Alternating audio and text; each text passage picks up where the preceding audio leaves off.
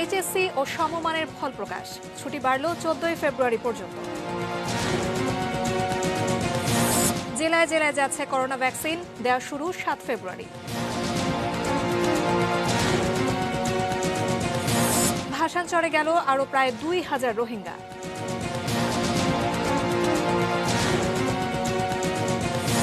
তৃতীয় ধাপে কাল 63 পৌরসভায় ভোট।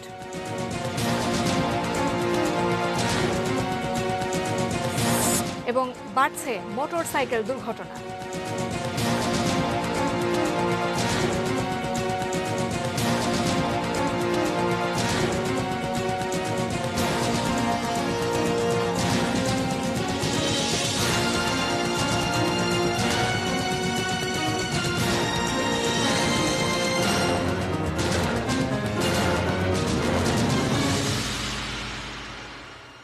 দেখছেন এটিএন নিউজ। সন্ধ্যা 6টার নিউজ আওয়ারে আপনাদের সবাইকে স্বাগত জানাচ্ছি। আমি জান্নাতুন নাহার জাকিয়া। এতক্ষণ সংবাদ শিরোনামগুলো শুনছিলেন। VSL, Angle, Channel, HB, VSL, Bikrampur steel limited. এবারে বিস্তারিত।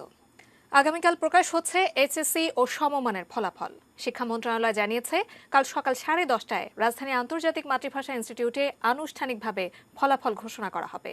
এদিকে শিক্ষা প্রতিষ্ঠানে চলমান ছুটি আগামী 14 ফেব্রুয়ারি পর্যন্ত বাড়ানো হয়েছে। সংশ্লিষ্ট পক্ষগুলোর সঙ্গে আলোচনা করে শিক্ষা মন্ত্রণালয় এই সিদ্ধান্ত নিয়েছে। গত বছর 8 মার্চ দেশে প্রথম করোনা রোগী শনাক্তের পর 17 মার্চ থেকে শিক্ষা প্রতিষ্ঠান বন্ধ। কয়েক ধাপে বাড়ানোর পর 30 জানুয়ারি পর্যন্ত ছুটি ছিল। সে ছুটি এবার 14 ফেব্রুয়ারি পর্যন্ত বাড়ল। ছুটি চলাকালে যথারীতি অনলাইন শিক্ষা কার্যক্রম চলমান থাকবে। এদিকে শিক্ষা মন্ত্রণালয় জানিয়েছে, কাল এইচএসসি ও সমমানের ফলাফল প্রকাশ অনুষ্ঠানে গণভবন থেকে প্রধানমন্ত্রী শেখ হাসিনা ভিডিও কনফারেন্সের মাধ্যমে যুক্ত থাকবেন। করোনা টিকা প্রসঙ্গ। দেশের অনেক জেলাতেই প্রথম দফা করোনা টিকা পৌঁছে গেছে। সকালে ফরিদপুরে পৌঁছেছে 60,000 ভ্যাকসিন। আগামী 7 ফেব্রুয়ারি থেকে 9টি উপজেলায় ভ্যাকসিন দেওয়া শুরু হবে বলে জানান ফরিদপুরের civil surgeon doctor Siddiqur Rahman. কুষ্টিয়ায় সকালে 5 কার্টন টিকা পৌঁছায়। প্রতি কার্টনে 1200 করে ভায়াল থাকছে, যা থেকে 60,000 জনকে টিকা দেওয়া হবে। ফেব্রুয়ারির তৃতীয় সপ্তাহ থেকে টিকা দেওয়া হবে বলে জানান civil surgeon Mohammad Anwarul Islam. কিশোরগঞ্জে 96,600 dose টিকা পৌঁছেছে। Civil surgeon doctor Mohammad Mujibur Rahman জানান, প্রাথমিকভাবে চিকিৎসক, নার্স ও অন্যান্য স্বাস্থ্যকর্মীকে টিকা দেওয়া হবে। তবে কবে থেকে কিশোরগঞ্জে টিকা প্রয়োগ শুরু হবে তা এখনও ঠিক হয়নি। এছাড়া ইতোমধ্যেই মেহেরপুরে 12,000, জামালপুরে 72 এবং নাটোরে 48,000 ডোজ টিকা পাঠানো হয়েছে।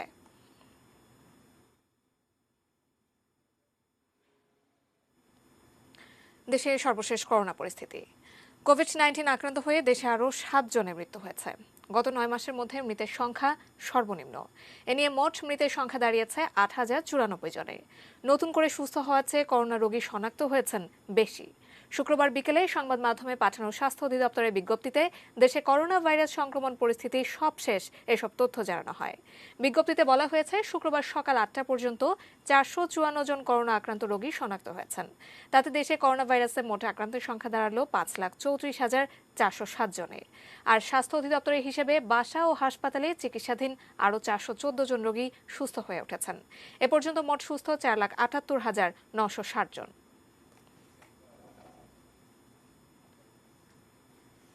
রোহিঙ্গা প্রসঙ্গ। তৃতীয় দফায় আরও 1,778 জন রোহিঙ্গা নোয়াখালীর ভাসানচরে পৌঁছেছে।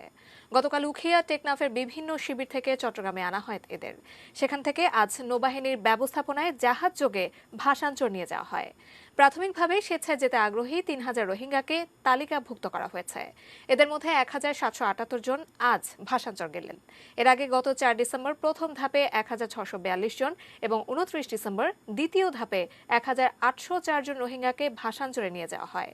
আগামীকাল আরও 1300 জনকে ভাসানচরে স্থানান্তরের কথা রয়েছে।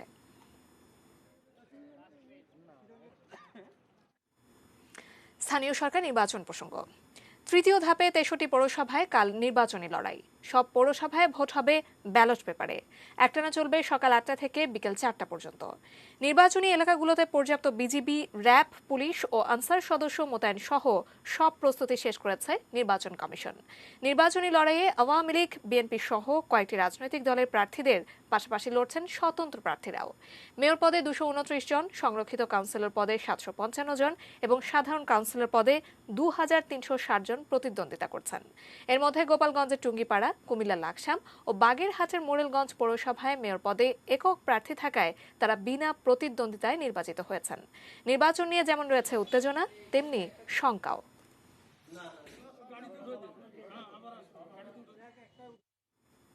নির্বাচনের একদিন আগেই মৌলভীবাজার পৌরসভা নির্বাচনে বিএনপি মনোনীত মেয়র প্রার্থী অলিউর রহমান নির্বাচন বর্জনের ঘোষণা দিয়েছেন। শুক্রবার দুপুরে মৌলভীবাজার প্রেস ক্লাবের হলরুমে জেলা বিএনপির বিপুল সংখ্যক নেতাকর্মীদের সাথে নিয়ে এক সংবাদ সম্মেলনের মাধ্যমে নির্বাচন বয়কটের ঘোষণা দেন তিনি। এর আগে বৃহস্পতিবার দুপুরে মৌলভীবাজার প্রেস ক্লাবের সংবাদ সম্মেলনে অবাধ, সুষ্ঠু ও নিরপেক্ষ নির্বাচনের পরিবেশ নিয়ে ভোটার ও নিজের শঙ্কার বিষয়টি তুলে ধরে সরকার দলে চিহ্নিত সন্ত্রাসীদের গ্রেপ্তারের 24 ঘন্টার আলটিমেটাম দেন তিনি। সংবাদ সম্মেলনে ধানের শীষের প্রার্থী অলিউর রহমানের সাথে জেলা বিএনপির নেতারা উপস্থিত ছিলেন।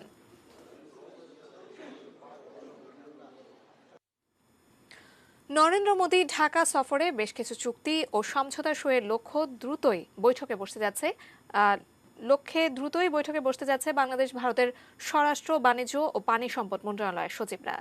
শুক্রবার দিল্লিতে দুই দেশের পররাষ্ট্র সচিব পর্যায়ে বৈঠকে এই 3 মন্ত্রণালয়ের সচিবদের বৈঠকের সিদ্ধান্ত চূড়ান্ত হয়। 26 মার্চ বাংলাদেশের স্বাধীনতা সুবর্ণ জয়ন্তীতে ভারতীয় প্রধানমন্ত্রীর ঢাকা সফরের আগেই এই 3 মন্ত্রণালয়ের আলাদা বৈঠক অনুষ্ঠিত হবে, যার মধ্যে পানি সম্পদ মন্ত্রণালয়ের সচিবদের বৈঠকে দুই দেশের অভিন্ন 6টি নদীর পানি বণ্টন নিয়ে চুক্তির খসড়া চূড়ান্ত হতে পারে। এছাড়া ভিসা পদ্ধতি সহজ করা, স্থলবন্দর সুবিধা বাড়ানো, শুল্ক নিয়ে বেশ কিছু নতুন সমঝোতা হতে পারে এই বৈঠকগুলোতে।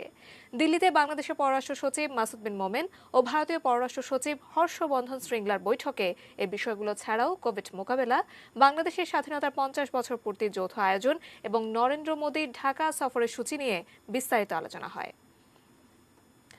কুয়েতে অর্থ ও মানব পাচারের মামলায় 4 বছর কারাদণ্ড হওয়ায় বাংলাদেশের এমপি কাজী শহীদ ইসলাম পাপুলকে সংসদ সদস্য পদ হারাতে হবে, কারণ তিনি নৈতিক স্খলনজনিত ফৌজদারি অপরাধে সাজা পেয়েছেন। এখন নিয়ম অনুযায়ী কোনো সংসদ সদস্য কারাদণ্ডে দণ্ডিত হলে সংশ্লিষ্ট কর্তৃপক্ষকে সংসদের কার্যপ্রণালী বিধি অনুযায়ী তা স্পিকারকে জানাতে হবে।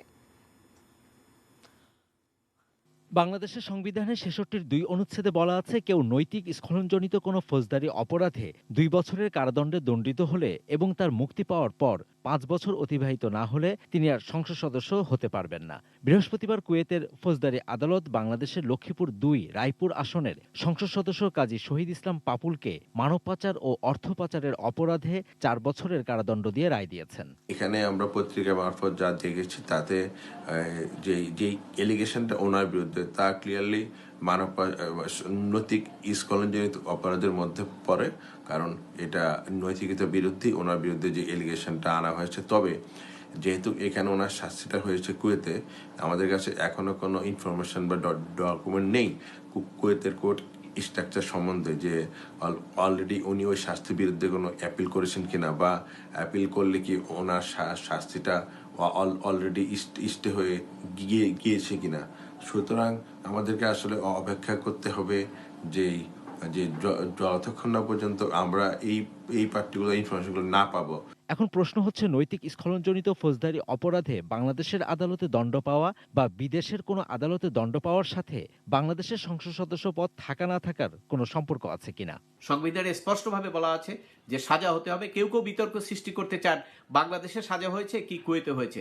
দেখুন, এখানে সংবিধানে স্পষ্টভাবে বলা আছে ক্রিমিনাল অফেন্সের কারণে যদি সাজা হয়, অর্থাৎ সেখানে সাজাটা ঢাকায় হলো না দিল্লিতে হলো, এটি আলোচ্য বিষয় না। অর্থাৎ মরাল টার্পিচুরিটির কারণে, সে অপরাধের কারণে, ক্রিমিনাল অফেন্সের কারণে তার সাজা হয়েছে কিনা, এটি হলো মুখ্য বিষয়।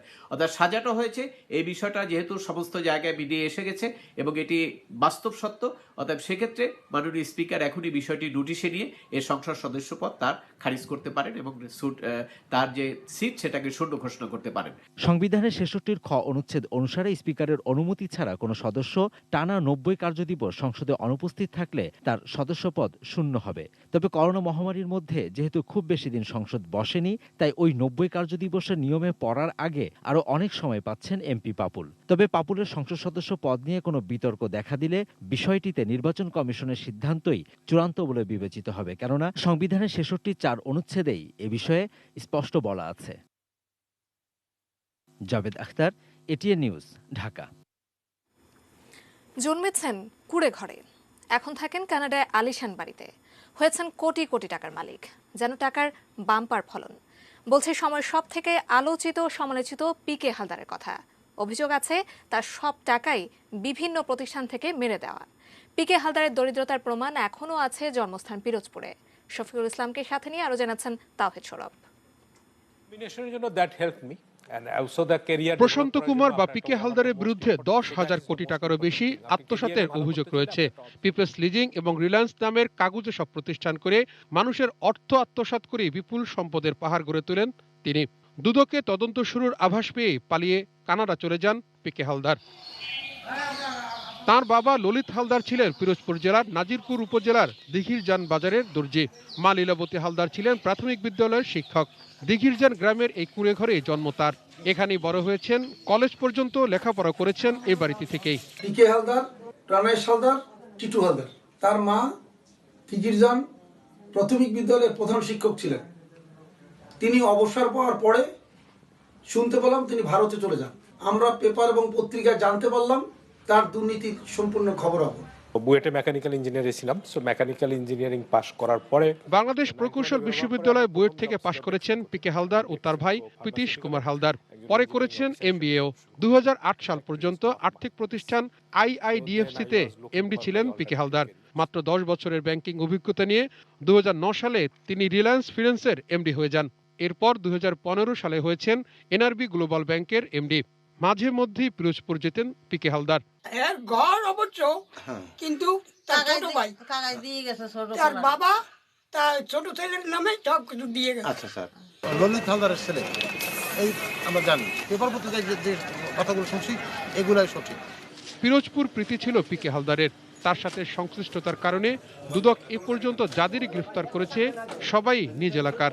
এদের মধ্যে রয়েছেন সুকুমার মৃধা ও তার মেয়ে অনন্দিতা মৃধা, আছেন পিকে হালদারের প্রতিষ্ঠানের সাবেক কর্মচারী অবন্তিকা বড়াল ও শঙ্খ ব্যাপারী। তাহিদ সৌরভ, এটিএন নিউজ, ঢাকা। রাজধানীতে সড়কের তুলনায় মোটর সাইকেল চলে বেশি। এর ওপর ইচ্ছেমাফিক লেন পরিবর্তন, নিয়ন্ত্রণহীন গতি এবং অদক্ষ চালকের কারণে মোটরসাইকেল দুর্ঘটনা বাড়ছে। বেড়েছে মৃত্যুর হারও। সাম্প্রতিক কটি মোটরসাইকেল দুর্ঘটনার পর উদ্বেগ বেড়েছে সাধারণ মানুষের। এ নিয়ে অনুসন্ধান সাব্বির আহমেদের।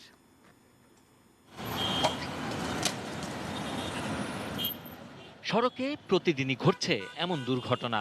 ভাগ্য ভালো থাকলে প্রাণে বেঁচে যাচ্ছেন চালক কিংবা আরোহী, তবে বেশিরভাগ ক্ষেত্রেই প্রাণহানির শোক। সড়কে মৃত্যুর মিছিলে সবচেয়ে বেশি প্রাণ যাচ্ছে মোটরসাইকেল চালকদের। পরিসংখ্যান এমনটাই বলছে। 2019 সালের চেয়ে 2020 সালে মোটরসাইকেল দুর্ঘটনা বেড়েছে 15.89% এবং প্রাণহানি বেড়েছে 54.81%। যদিও করোনার কারণে 2020 সালে 2 মাসের বেশি সড়ক মহাসড়কে যান চলাচল প্রায় বন্ধই ছিল।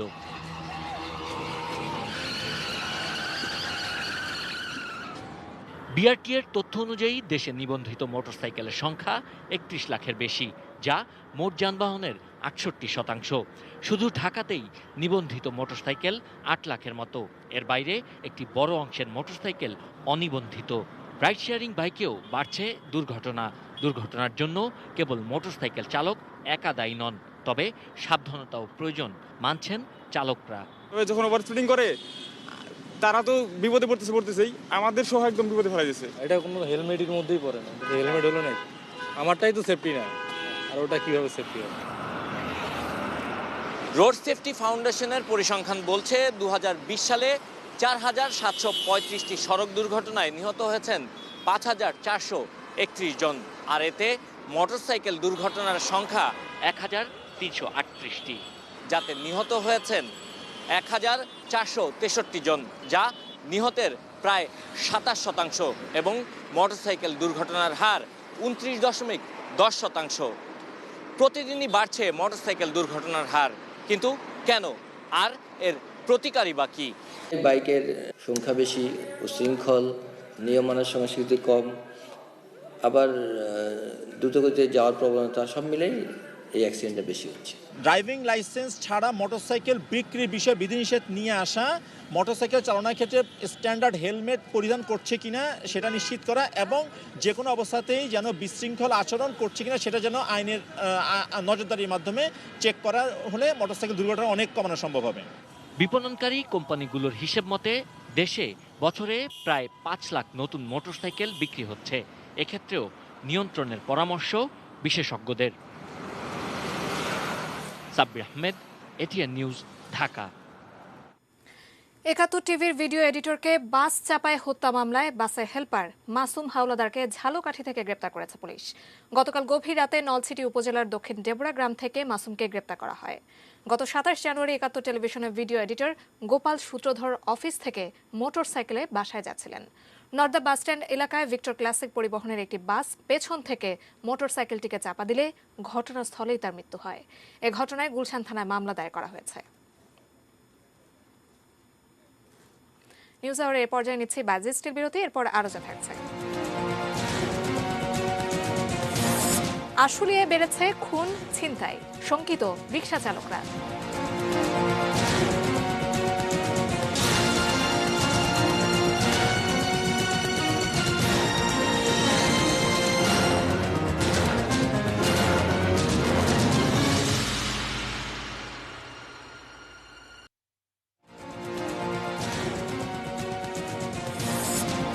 কাল এইচএসসি ও সমমানের ফল প্রকাশ, ছুটি বাড়ল 14 ফেব্রুয়ারি পর্যন্ত। জেলায় জেলায় যাচ্ছে করোনা ভ্যাকসিন, দেয়া শুরু 7 ফেব্রুয়ারি। ভাসান চড়ে গেল আরও প্রায় 2000 রোহিঙ্গা।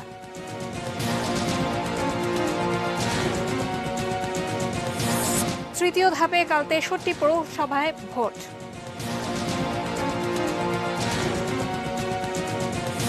এবং বাড়ছে মোটরসাইকেল দুর্ঘটনা।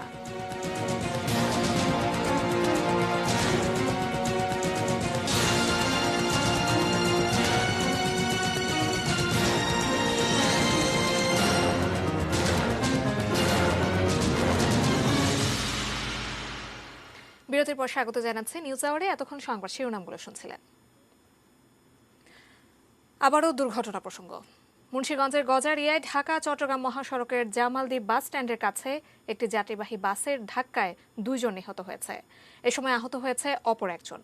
গজারিয়া ভবেরচর হাইওয়ে পুলিশ ফাঁড়ির ইনচার্জ মোহাম্মদ সালাউদ্দিন জানান, ভোর 4:30টার দিকে জামালদ্বীপ বাস স্ট্যান্ড এলাকায় বাসের জন্য অপেক্ষমান থাকা 3 যাত্রীকে কুমিল্লা থেকে ঢাকাগামী একটি বাস ধাক্কা দিলে ঘটনাস্থলেই 2 জনের মৃত্যু হয়। এ সময় আহত হয় একজন। নিহতরা হলেন চাঁদপুর জেলার কচুয়া থানার ইসমাইল হোসেন ও আবুল কালাম মোল্লা। আহত ব্যক্তির নাম বেলাল, সে নারায়ণগঞ্জের 2500 উপজেলার বাসিন্দা বলে জানা গেছে। হতাহতরা সবাই হোটেল ব্যবসায়ী বলে জানা গেছে। হোটেলের মালামাল কিনতে ঢাকার যাত্রাবাহী আড়তে যাচ্ছিলেন তারা।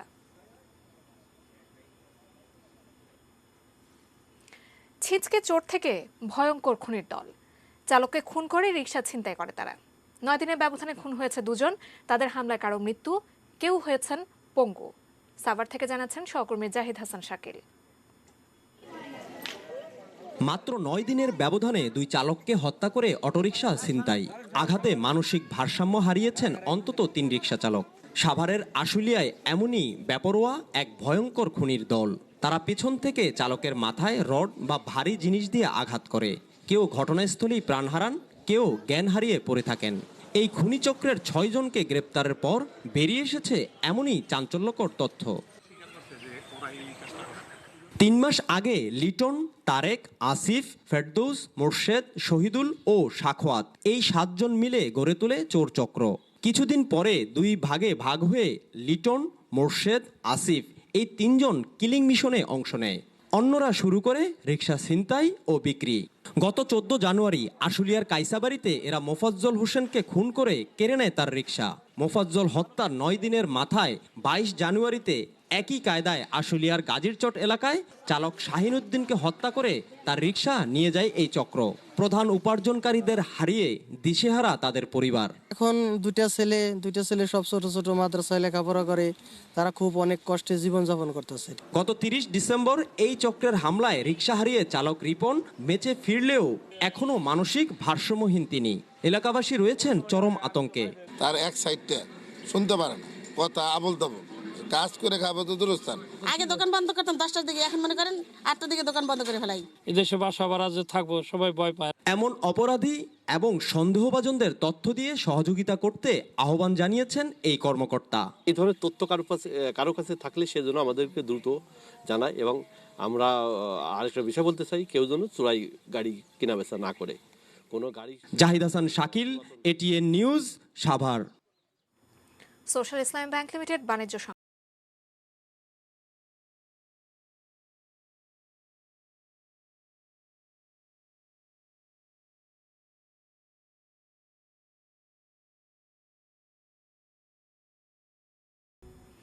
শীত বাড়ার সঙ্গে সঙ্গে রাজধানীর বাজারগুলোতে কমছে সবজির দাম, তবে দামে চড়া চাল, তেলের বাজার।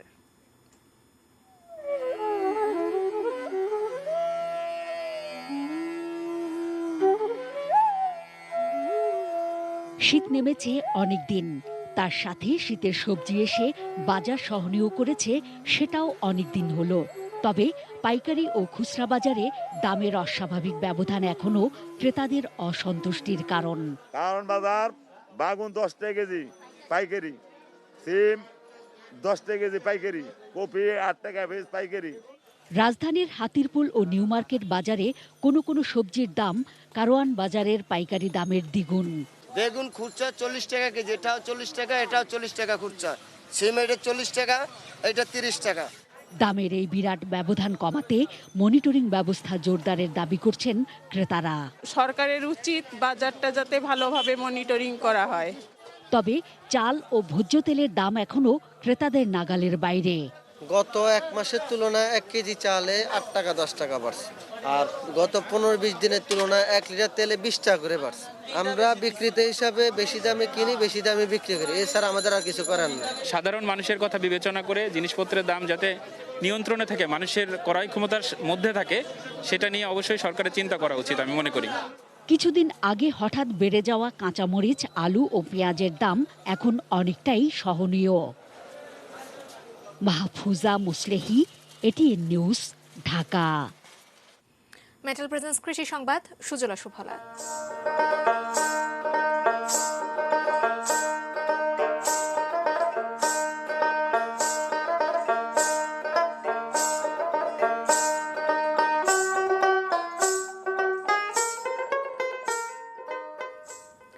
মাঘের শীতেই যেন বসন্ত এসেছে পাবনায়। বিস্তীর্ণ মাঠ ছেয়ে গেছে সূর্যমুখী ফুলের হলুদে। এ ফুল থেকে মেলে উচ্চ মূল্যের তেলবীজ। বাণিজ্যিক সাফল্যের পাশাপাশি দর্শনার্থীদের আগ্রহের কারণে পর্যটন সম্ভাবনাও দেখছেন কৃষি সংশ্লিষ্টরা। মিলন মাহমুদের ক্যামেরায় পাবনা থেকে রিজভি জয়ের রিপোর্ট।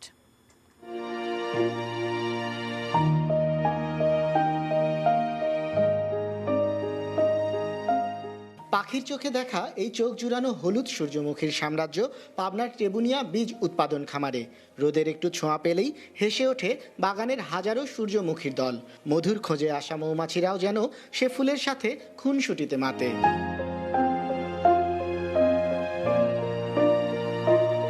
করোনায় ঘরবন্দি জীবনের একঘেয়েমি কাটাতে এই নান্দনিক সৌন্দর্যের কাছে ছুটে আসেন কাছের মানুষ। সপরিবারে আসেন দূর দূরান্তের মানুষেরাও। উৎফুল্ল বসন্তের আমেজ যেন তরুণীদের বাসন্তী সাজে। করোনার মধ্যে আসলে বাসায় বসে থাকতে থাকতে সবাই বোর হয়ে যাচ্ছিলাম, তো এখানকার খোঁজ পেয়েছি, চলে এসেছি। জায়গাটা অসম্ভব সুন্দর। কখন শিক্ষা প্রতিষ্ঠান খুলে দেয় সেটা আসলে আমরা নিজেরাও জানি না, তাই বসন্তের আমেজ কেন না এখনই নেওয়া যাক। বহিরাগত যারা আসছে তাদেরকে এটা ঠেকানো উচিত, এতে ফসলের হানি হচ্ছে, এবং এই সূর্যমুখী যে চাষটা আরো ব্যাপক করা উচিত। প্রকৃতিপ্রেমী আনন্দপ্রিয় দর্শনার্থীদের প্রতি চাষিদের কেবল অনুরোধ, গাছ নষ্ট করবেন না। আপনারা আসেন, আস্তে আস্তে যান, আস্তে আস্তেই করেন। আমরা বীজটা একটু তৈরি করবো, তাহলে সারা বাংলাদেশ আগামীবার ছায়া দেবো, তাহলে মনে করেন আপনার এত লোক আমদানি হবে না। চাষিদের মাঝে সরবরাহের জন্য চলতি মৌসুমে টেবুনিয়ায় 9 একর জমিতে সূর্যমুখী চাষ করেছে বিএডিসি। বীজ উৎপাদনে সফলতা আসায় ফসলটিতে দারুণ সম্ভাবনা দেখছেন কৃষি বিশেষজ্ঞরা। পাশাপাশি ভ্রমণ পিপাসুদের আগ্রহ জানাচ্ছে পর্যটন সম্ভাবনার কথাও। টিকিট সিস্টেম করে দিবে, অনেক লোক যাবে টিকিট কেটে, 10 টাকা 20 টাকা যদি টিকিট করে দেয়, অনেক লোক সেখানে যে বিনোদনের সুযোগ পাবে। আমি এটা পর্যটন হিসেবে চাষিরা এটাকে নিতে পারি। প্রতিমন সূর্যমুখী বীজ থেকে আয় আসতে পারে 2 থেকে 2,500 টাকা। রিজভি জয়, এটিএন নিউজ, পাবনা। নিউজ আওয়ারের এই পর্ব শেষ করব সুখবর শুনিয়ে। 170 বছর পর পুনর্জাগরণ, বিস্ময় করে বটে। সেই কাঙ্ক্ষিত কাণ্ডটি ঘটতে চলেছে, ফিরে আসছে ঢাকাই মসলিন। প্রধানমন্ত্রী শেখ হাসিনার নির্দেশে একদল গবেষকের 6 বছর চেষ্টার পর পুনর্জন্ম হয়েছে ঐতিহ্যবাহী মসলিন কাপড়ের। মিলেছে জিআই সনদ। রুবেল ইসলামের তোলা ছবিতে বুলবুল হাবিবের রিপোর্ট।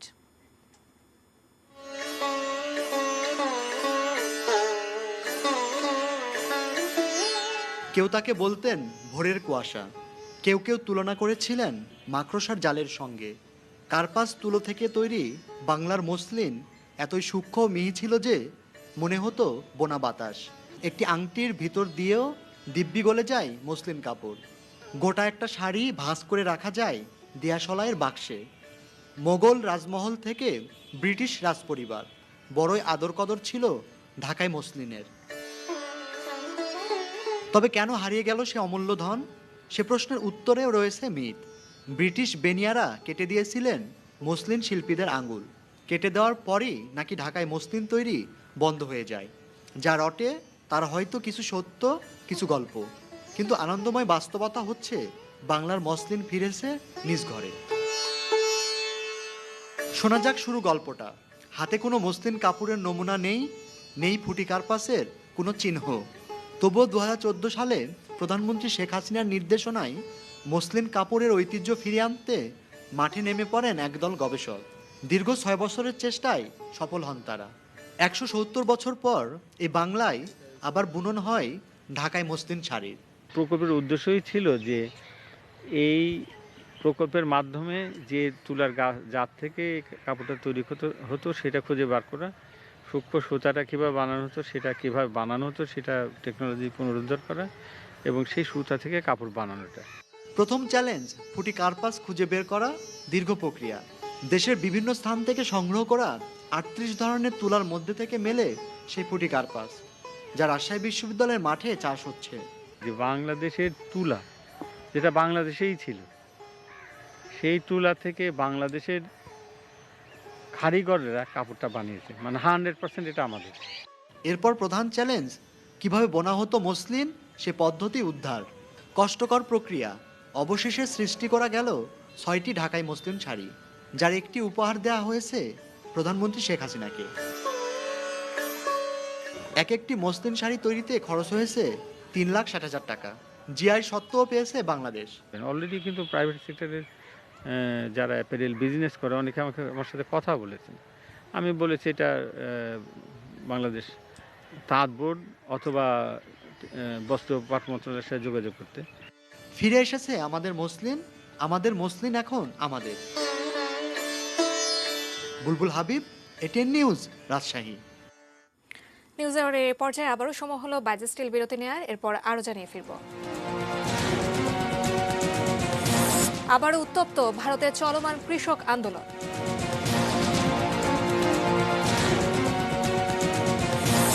ইংল্যান্ড সিরিজের আগে করোনা নেগেটিভ ভারতীয় ক্রিকেটাররা।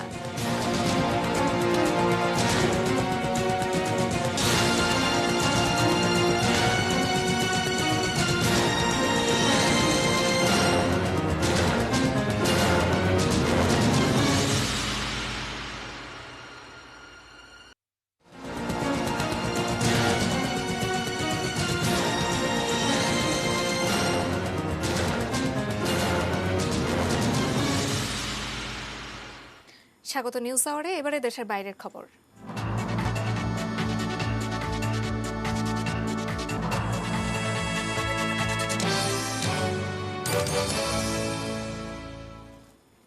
আবারও উত্তপ্ত হয়ে উঠছে ভারতের চলমান কৃষক আন্দোলন।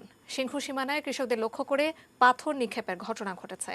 শুক্রবার দুপুরে কৃষকদের আন্দোলন স্থল থেকে তুলে দেওয়ার দাবিতে সিংহু সীমানায় ঢুকে তাণ্ডব চালিয়েছেন 200-রও বেশি মানুষ। প্রাথমিকভাবে পোস্টার, ব্যানার নিয়ে হাজির হয় তারা। তবে পরে তারা কৃষকদের ওপর পাথর ছোড়া সহ একাধিক তাঁবু ভেঙে দিয়েছেন বলে অভিযোগ করেছেন আন্দোলনরত কৃষকরা। হাতাহাতির সময় তলোয়ারের আঘাতে আহত হয়েছেন পুলিশ কর্মী। পুলিশের পাহারা এবং যানবাহন চলাচলে নিষেধাজ্ঞার মধ্যে এত লোক কিভাবে আন্দোলনস্থলে ঢুকে পড়ল তা নিয়ে প্রশ্ন উঠছে। সাদা পোশাকধারী পুলিশ সদস্যরাই ভাঙচুর চালিয়েছে বলে অভিযোগ করেছেন অনেকেই। তবে পুলিশের দাবি, দুদিক থেকেই পাথর ছোড়া শুরু হয়, তাতে পরিস্থিতি আরও জটিল হয়। শান্তি রক্ষায় লাঠিচার্জ ও কাঁদানে গ্যাস ছোড়ে পুলিশ। কৃষক নেতা রাকেশ টিকায়েতের আহ্বানে শুক্রবার দুপুর 3টায় মুজাফফরনগরে কিষাণ মহাপঞ্চায়েত শুরু হয়। অন্যদিকে কৃষকদের সমর্থনে নতুন করে আন্দোলনে নামতে চলেছেন অন্না হাজারে। শনিবার থেকে আমরণ অনশনের ঘোষণা দিয়েছেন তিনি।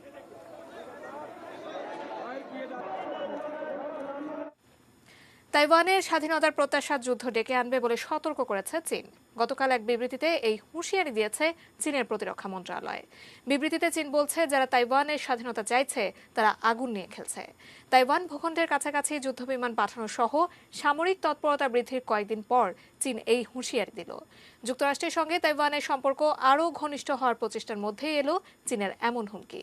এদিকে যুক্তরাষ্ট্র বৃহস্পতিবার এক বিবৃতিতে তাইওয়ানের প্রতিরক্ষা ব্যবস্থা জোরদারে আবারও সর্বাত্মক সহায়তার প্রতিশ্রুতি দিয়েছে। তাইওয়ানকে নিজেদের বিচ্ছিন্ন হয়ে যাওয়া প্রদেশ মনে করে চীন। অন্যদিকে নিজেদের সার্বভৌম বলে দাবি করে তাইওয়ান। খেলার খবর।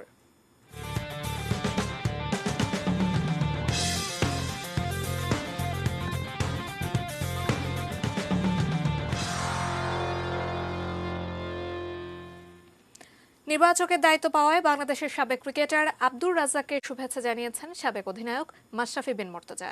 প্রশংসা করেছেন তার ক্রিকেট মস্তিষ্কেরও। সবাই বলে করছো ভুল আর তোরা বলিস ঠিক, তোরা ছিলি, তোরা আছিস, জানি তোরাই থাকবি বন্ধু। বন্ধুত্বের সম্পর্ক এমনই মধুর। জীবনের কঠিন সময়ে বন্ধুরাই হাত বাড়িয়ে সাহস যোগায়, কঠিন পথকে সহজ করে তোলে। বাধা বিপত্তি কাটিয়ে ভালো সময়েও বন্ধুরাই পাশে থাকে। বন্ধুর খুশিতে হয়তো নিজের মনটাও আনন্দে ভরে ওঠে। বোঝে আমাকে বন্ধু আছে আর কি লাগে। সে কারণে 22 গজে দীর্ঘদিনের বন্ধু আব্দুর রাজ্জাকের নির্বাচকের দায়িত্বে দেখে খুশি মাশরাফিও। শুভেচ্ছা জানাতে দেরি হতে আক্ষেপ নড়াইল এক্সপ্রেসের।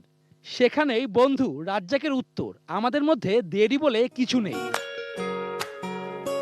অধিনায়কত্বের ইতি ঘটেছে কবেই। সবুজ গালিচা মিস করা মাশরাফিও বাংলাদেশ উইন্ডিজ ম্যাচ দর্শক হয়ে দেখছেন টিভিতে। তবে নিজের কঠিন সময়ে বন্ধুকে ঠিকই মনে রেখেছেন তিনি। সাবেক নির্বাচক ফারুক আহমেদও রাজ্জাককে শুভেচ্ছা জানিয়েছেন। বেশ কিছু কৌশলও অবলম্বনের কথা বলেছেন। শুধুমাত্র গদ বাঁধা 5টা ওপেনিং ব্যাটসম্যানকে পিক করে তার মধ্যে থেকে দুইজন ওপেনার, একজন 3 নম্বর, একজন 5 নম্বর, 7 নম্বরে খেলি, এরকম না হয়ে স্পেশালাইজ পজিশনগুলোতে আমরা স্পেশালাইজ লোক দিয়ে আমাদের কাজগুলো করতে হবে। এই জন্য কিন্তু কষ্ট করতে হবে, কোনো জিনিসই কিন্তু এমনি হয় না। মিনহাজুল আবেদিন নান্নু, হাবিবুল বাশার সুমনের পর তৃতীয় নির্বাচক হিসেবে দায়িত্ব নেওয়া রাজ্জাক কাজ করতে চান সততার সঙ্গেই। প্রথমে বাংলাদেশ ক্রিকেট বোর্ডকে অসংখ্য ধন্যবাদ জানাই আমাকে সিলেক্টর হিসেবে সিলেক্ট করার জন্য। আর সিলেক্টর হিসেবে কাজ যদি বলা হয় তাহলে আসলে আমি এখানে একদমই নতুন, তো আমার চেষ্টা থাকবে যে টিম যে কাজ করলে উপকৃত হবে আমি সেইগুলো প্রপারভাবে করার চেষ্টা করবো আর কি। আগামী নিউজিল্যান্ড সিরিজ থেকেই দল গঠনের জন্য রাজ্জাকের ভূমিকাও থাকবে, সেটি বলার অপেক্ষা রাখে না। Shubho Debnath, sports desk, ATN news. সারা দেশে 2005-এ এসএসসি আর 2007 সালে এইচএসসি পরীক্ষায় অংশ নেওয়া শিক্ষার্থীদের নিয়ে শুরু হলো অ্যামেচার ক্রিকেট টুর্নামেন্ট। দেশব্যাপী 2005 এসএসসিতে পরীক্ষা দেওয়া, 2007 এইচএসসিতে অংশ নেওয়া শিক্ষার্থীরা 4টি গ্রুপে মোট 16টি দলে ভাগ হয়ে 6 সপ্তাহ ব্যাপী চলবে এই প্রীতি টুর্নামেন্ট। সকালে ঢাকার পুলিশ লাইন্স মাঠে শুরু হয় সি গ্রুপে 6টি ম্যাচ। রাউন্ড রবিন লিগে ফরম্যাটে এদিন এ গ্রুপ থেকে ব্লু স্কাই ওয়াকার আর 05 ওয়ারিয়র শেষ 16তে উঠেছে। দেশের প্রতিটি জেলা থেকে অনুষ্ঠানে অংশ নিয়ে দিনটি স্মরণীয় করে রাখেন প্রাক্তন শিক্ষার্থীরা। এই আয়োজনে media partner ATN news.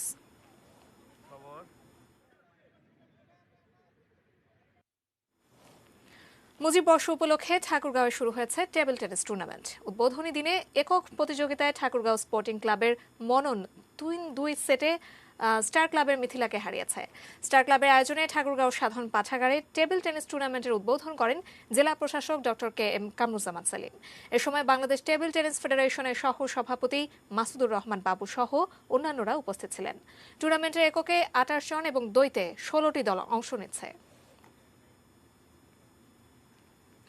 England সিরিজের আগে প্রথম ধাপের করোনা টেস্টে ভারতের সকল ক্রিকেটারের রিপোর্ট নেগেটিভ এসেছে। এরই মধ্যে একবার PCR টেস্ট হয়েছে এবং অনুশীলনের আগে আরও 2টি করা হবে। এখন খেলোয়াড়রা সবাই জৈব সুরক্ষা মেনে হোটেল রুমে থাকবেন। দুজন স্ট্রেংথ ও কন্ডিশনিং বিশেষজ্ঞ নিক ওয়েব ও সোহাম দেশাইয়ের তত্ত্বাবধানে খেলোয়াড়রা তাদের রুমে কিছু শারীরিক পরিশ্রম করতে পারবেন। একই সঙ্গে BCCI খেলোয়াড়দের জন্য খুশির খবর দিয়েছে। একাকিত্ব দূর করতে পরিবারকে নিয়ে খেলোয়াড়দের থাকার অনুমোদন দিয়েছে বোর্ড। সহ অধিনায়ক আজিঙ্কা রাহানে, ওপেনার রোহিত শর্মা, উইকেটরক্ষক ঋদ্ধিমান সাহা, অলরাউন্ডার হার্দিক পান্ডিয়া এরই মধ্যে তাদের পরিবারকে নিয়ে দলে যোগ দিয়েছেন। 2 ফেব্রুয়ারি অনুশীলন শুরু করবে টিম ইন্ডিয়া, আর 4 ম্যাচের সিরিজ শুরু হবে 5 ফেব্রুয়ারি।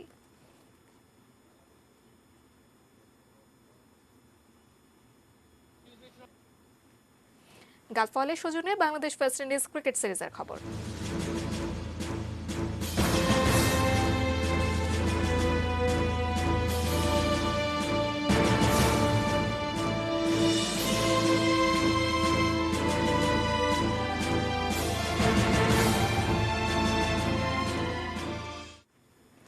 তিন দিনের প্রস্তুতি ম্যাচের প্রথম দিন শেষে উইন্ডিজের বিপক্ষে 233 রানে পিছিয়ে BCB একাদশ। দিন শেষে তাদের সংগ্রহ বিনা উইকেটে 24 রান। চট্টগ্রামে এমএ আজিজ স্টেডিয়ামে টস জিতে ব্যাট করতে নামা সফরকারী ক্যারিবীয়রা গুটিয়ে যায় 257 রানে। লেগ স্পিনার রিশাদ হোসেন 75 রানে নেন 5টি উইকেট। এছাড়াও পেসার সৈয়দ খালেদ আহমেদ 46 রান খরচায় লাভ করেন 3 উইকেট। উইন্ডিজের পক্ষে সর্বোচ্চ 85 রান করেন অধিনায়ক ক্রেগ ব্রাথওয়েট। কাইল মায়ার্সের ব্যাট থেকে আসে 40 রান। জবাব দিতে নেমে ভালোভাবেই দিন শেষ করেছে BCB একাদশ। সাইফ হাসান 15 এবং সাদমান ইসলাম 3 রানে অপরাজিত রয়েছেন। এদিকে জহুর আহমেদ চৌধুরী স্টেডিয়ামে সিরিজের প্রথম টেস্ট মাঠে গড়াবে আগামী 3 ফেব্রুয়ারি।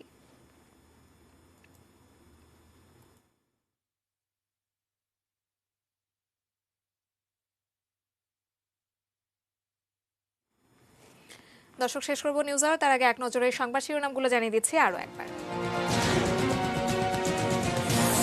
কাল HSC ও সমমানের ফল প্রকাশ, ছুটি বাড়ল 14 ফেব্রুয়ারি পর্যন্ত। জেলায় জেলায় যাচ্ছে করোনা ভ্যাকসিন, দেওয়া শুরু 7 ফেব্রুয়ারি।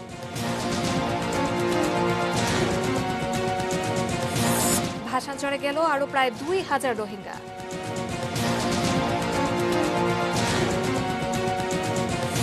তৃতীয় ধাপে কাল 63 পৌরসভায় ভোট।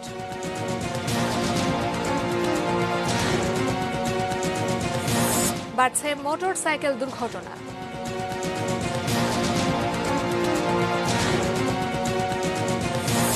আশুলিয়ায় বেড়েছে খুন, ছিনতাই, শঙ্কিত রিকশা চালকরা। আবার উত্তপ্ত ভারতের চলমান কৃষক আন্দোলন।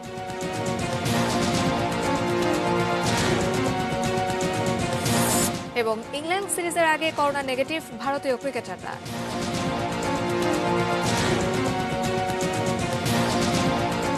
এই ছিল নিউজ আওয়ার। সঙ্গে থাকুন, দেখতে থাকুন এটিএন নিউজ। আর এটিএন নিউজের ব্রেকিং নিউজ আপনার মোবাইলে পেতে টাইপ করুন START SPACE AN, পাঠিয়ে দিন 5959 এই নম্বরে।